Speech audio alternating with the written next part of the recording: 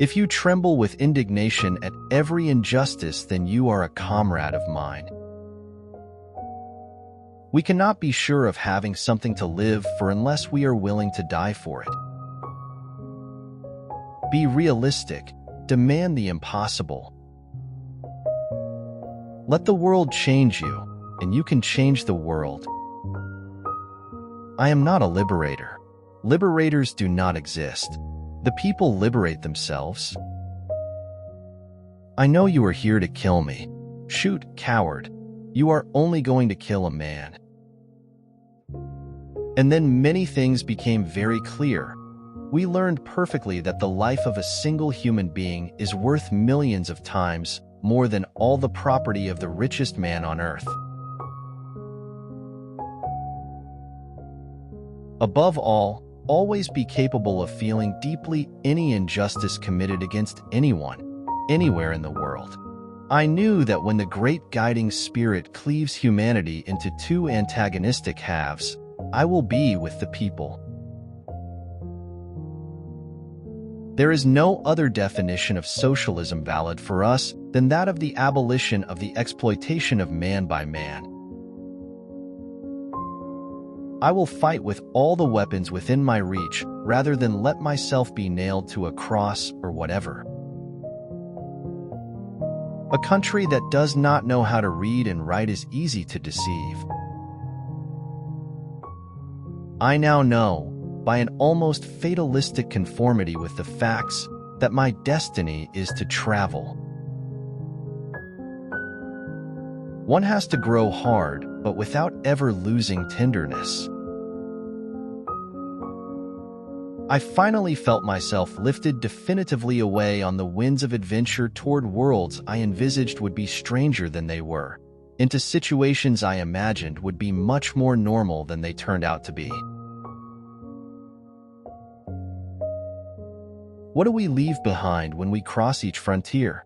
Each moment seems split in two, melancholy for what was left behind and the excitement of entering a new land. It's a sad thing not to have friends, but it is even sadder not to have enemies.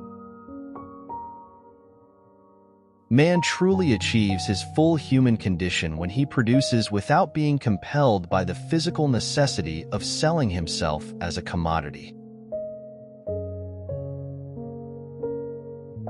Every person has the truth in his heart, no matter how complicated his circumstances, no matter how others look at him from the outside, and no matter how deep or shallow the truth dwells in his heart.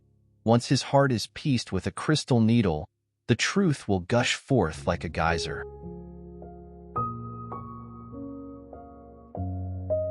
For me, the sea has always been a confidant, a friend absorbing all it is told and never revealing those secrets, always giving the best advice. Its meaningful noises can be interpreted any way you choose. To die with dignity does not require company. The future belongs to the people, and gradually, or in one strike, they will take power, here and in every country. The terrible thing is the people need to be educated, and this they cannot do before taking power, only after. They can only learn at the cost of their own mistakes, which will be very serious and will cost many innocent lives. Have a wish. It has a fear as well, that in my end will be my beginning. At the risk of seeming ridiculous, let me say that the true revolutionary is guided by a great feeling of love. It is impossible to think of a genuine revolutionary lacking this quality. I will fight with all the weapons within my reach rather than let myself be nailed to a cross or whatever. The revolution is made through human beings, but individuals must forge their revolutionary spirit day by day. I finally felt myself lifted definitively away on the winds of adventure toward worlds I envisaged would be stranger than they were, into situations I imagined would be much more normal than they turned out to be. The psychological effects of the sun are strange. It had not yet appeared over the horizon, and we already felt comforted, just imagining the heat it would bring. The guerrilla fighter is a social reformer, that he takes up arms responding to the angry protest of the people against their oppressors, and that he fights in order to change the social system that keeps all his unarmed brothers in ignominy and misery. When the forces of oppression come to maintain themselves in power against established law, peace is considered already broken.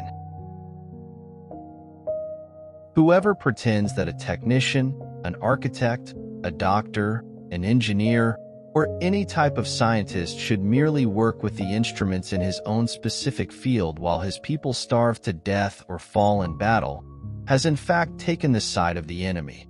He is not apolitical. He is political, but in opposition to movements for liberation. There we understood that our vocation, our true vocation, was to move for eternity along the roads and seas of the world, always curious, looking into everything that came before our eyes, sniffing out each corner but only ever faintly, not setting down roots in any land or staying long enough to see the substratum of things. The outer limits would suffice. Our youth must always be free, discussing and exchanging ideas, concerned with what is happening throughout the entire world, open to using technology coming from any part of the world, welcoming whatever the world might offer us.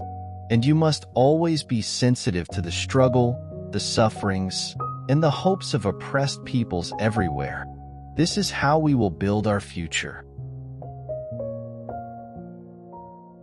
Perhaps it is one of the great dramas of the leader that he or she must combine a passionate spirit with a cold intelligence and make painful decisions without flinching.